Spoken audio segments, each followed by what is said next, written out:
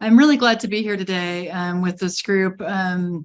As I mentioned, I'm the director of Morgan's Kitchen Table. We built ourselves as a platform with a whole bunch of community-based organizations 11 years ago. And Chris will be happy to know that the very first project we did, smartly or not smartly, was the state budget. And so we learned a lot from that process and have done a number of, do community-based decision-making in all kinds of settings, including budgetary ones. So I thought I would just talk to you a little bit about, I think, the environment we find ourselves in, and that what community engagement sort of requires of us, and what the opportunities are in the community, in our communities. So, just to be kind of like to do civics 101 for 2 seconds, just to think about the characteristics of a liberal democracy. And this is the Wendy Willis version. There are other versions of it, but the idea is, majority rule, universal suffrage, political participation, which is sort of what we're talking about today, individual human rights, and limited government. And I think and when we say limited government, I think when we talk about rights and responsibilities, right, like the rights are sort of enunciated in terms of limitations. And so we think about limitations are the things that give us rights, and responsibilities are sort of in the penumbra of all this. And so I think that's when folks were talking earlier today about whose responsibility is what, some of it is structural. And I think in how we built our government and our overlapping governments. And so I think it's really interesting for us to have that conversation. And I think the reason I start here is because of the tensions that are in these characteristics, and that show up so much at all levels of government. The biggest one, one of the biggest ones being the tension between majority rule and individual human rights, right? Minority rights. And so when we start to talk about widespread political participation, what does that mean? Whose voices are elevated? Is it purely majoritarianism? And so we bump up against these things all the time without really talking about it's not just that the policies are in tension, but how the decisions get made also are in tension. And it creates a lot of a lot of, let's say, spirited conversations in our communities. And that we're all seeing. And of course, I'm in Portland, Oregon. I don't know if anyone on the call is also from Portland, but certainly I would call it the capital of spirited civic conversations. And so we see a lot of this, playing out in our own communities. And so, one of the things that I think is really interesting for us to talk about is like what a democratic culture is in our communities. And I just finished working with a group of city managers actually through the Kettering Foundation. And a lot, as many of you know, city managers move a lot. So several of the managers that I was working with worked at various different cities during the course of this cohort.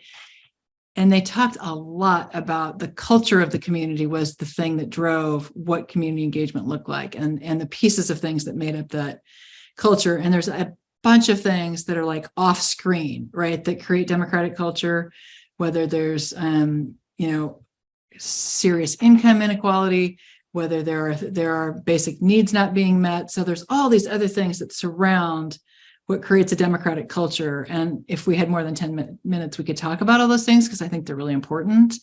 But there's also these sort of structural things, right? There's the established structures that we've talked about. There's separation of powers. There's, whatever form of government you have. As many of you probably know, Portland has a very unusual form of government, whether you have a city manager or not. So that all matters. And then this balance, between the competing values that we just talked about. Some of the folks who look at social psychology surrounding community engagement talk about a lot of those values. Everyone holds them, like the vast majority of those values everyone holds, but how they weigh them is different. And so then that competition is both internal and external. And then the big one that I think many people that I know that are working in this space are thinking about is how norms affect our ability to make decisions together, both between the community and government, and amongst community members, and increasingly amongst elected officials and other public managers as well. So, and as norms are shifting, that affects culture profoundly, and we tend to, when we're in a community engagement process, really step away from that and really say we're talking about housing, and we really think about the question before us, rather than sort of thinking about the exercise as a culture building exercise or a culture reinforcing exercise. And that's, I think, sometimes where processes go off the rails, is that we're going to just draw a circle around this thing we're talking about, but that's not how people's lives work, right? And so people's lives have all these other things affecting them.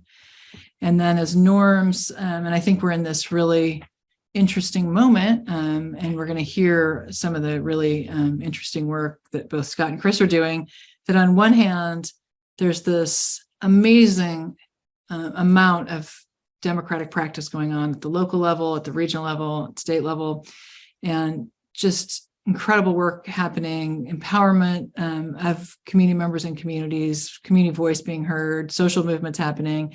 And yet we also are facing misinformation, bad actors participating in ways that are sometimes indetectable, breakdown of intention to solve problems. And so all these things are kind of swirling around at once. So I think as we work in this space, really thinking about what does it mean to recreate, reinforce a culture in a multicultural, multiracial, heterogeneous democracy, and what does that look like in our communities? So this gets to my hobby horse, which is thinking about charters, state constitutions, the federal constitution, and really recognizing that some of those drivers are structural, right? Which we just talked about, and we should be thinking about structure. We're about to, here in Portland, we're voting on a big charter reform tomorrow, and there's a charter reform that's on the ballot tomorrow, and then right behind it is a counter proposal, and that really suggests a different way of governing. I know that Alaska has on their ballot a constitutional convention.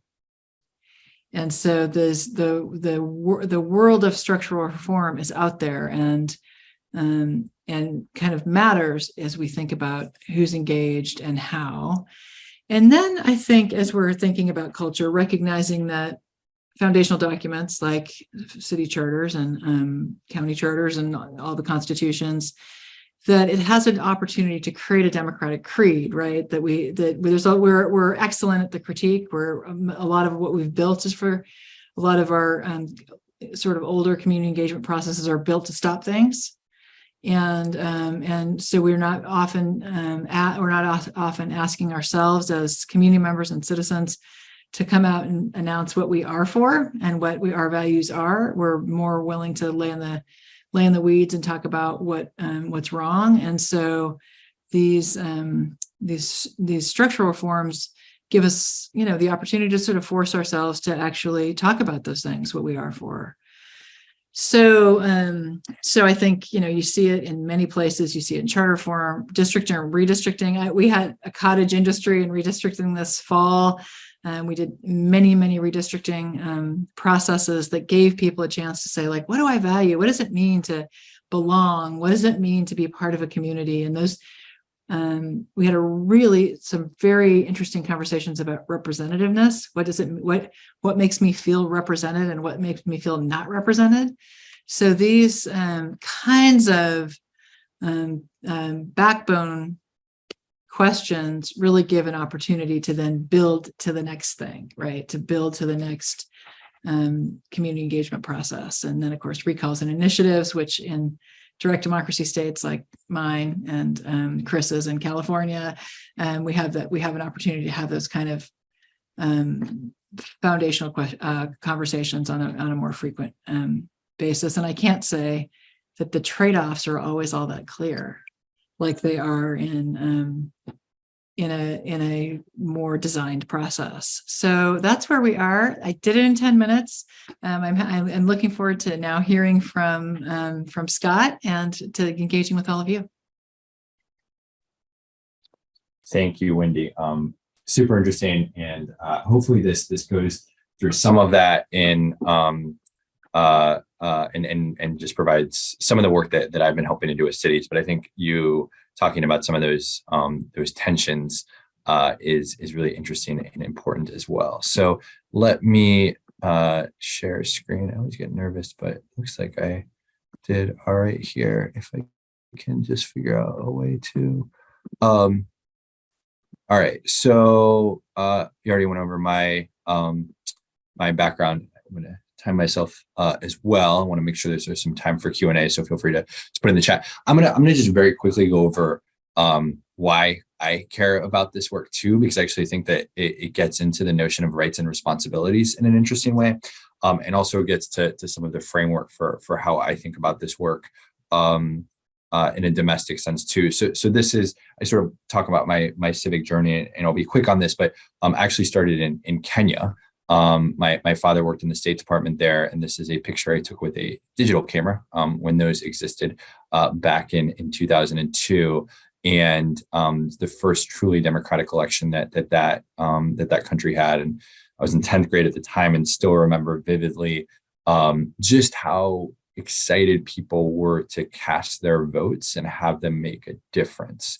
And the opposition candidate won, which is rare in emerging democracy. I got to be an observer in 10th grade.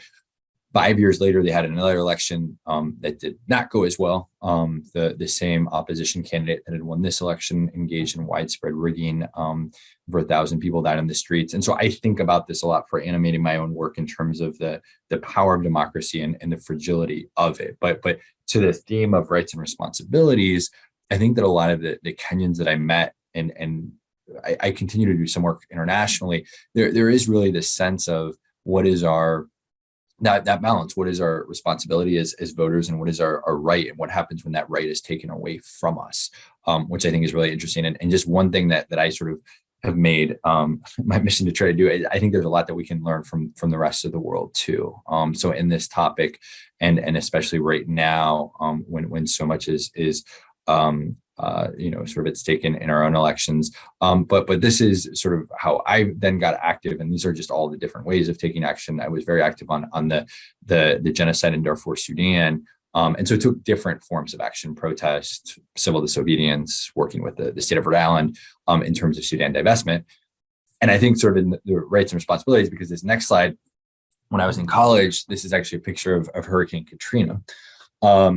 And I was very internationally focused because I grew up internationally. And Hurricane Katrina happened my freshman year of college. And I still think about it a lot of me recognizing what my responsibility was as an American. What was the community that I was part of? What responsibility did I have to engage? And so these notions of how should I engage? And I think as all of us as residents and people of communities who are communities, and how do we engage, I think are really interesting and powerful to think about. And that led me to founding a civics education organization that was focused on local government, but still doing some international work on engagement too. But I've been focusing a lot more on cities and democratic engagement too. So some of this might follow Wendy's comments, but I think some of this are tension. When I started working with cities, and it's sort of, we want to think about how, cities can protect and fortify democracy. I was part of this initiative at German Marshall Fund called Cities Fortifying Democracy. And there was some pushback, some practical, some more intellectual on the role of cities specifically. Is it to provide services? Is it to engage citizens? And I think this notion of can engaging citizens actually lead to better service delivery, but is there value in engaging citizens? Full stop. Is there power in that? And found that a lot of cities don't historically see their role as fortifying or protecting democracy. I think that's changed in recent years because of the overall political nature, but sort of think this notion of democratic engagement is something that I think we've thought about more to federal and national level. But cities are closer to the ground. And so what does that mean? And so I've been focusing on this new venture called Local Policy Lab, which is sort of part of this Democracy Cities framework that Valerie Lemmy and others have been a part of. And we're actually putting a cohort of cities together who are going to be thinking about how do we prioritize democratic engagement with their cities. And one of the things that's come up is just that there's a lack of prioritization and resources focused on democratic engagement. And I might define democratic engagement.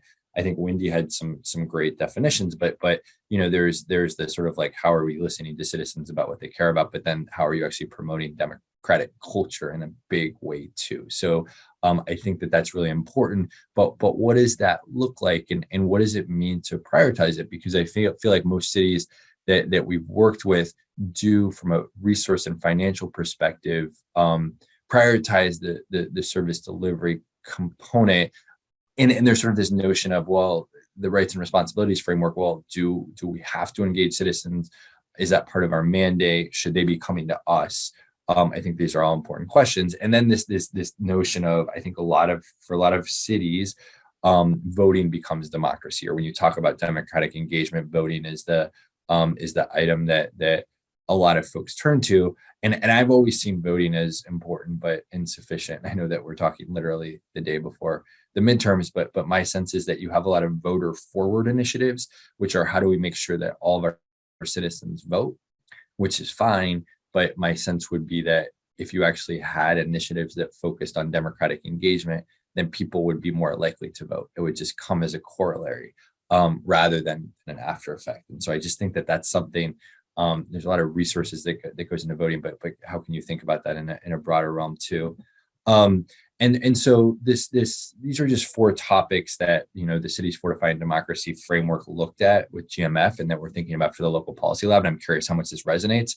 But one being governance, and that's more along the lines of how are you, in a next level perspective, really engaging citizens in an authentic way, and so caring and hearing about what they think. Voting is part of it, so I don't want to discount it. You do need ways, and I might sort of expand this, of ways to ensure that you're actually hearing about how people think, which on specific issues, which might combine governance and voting.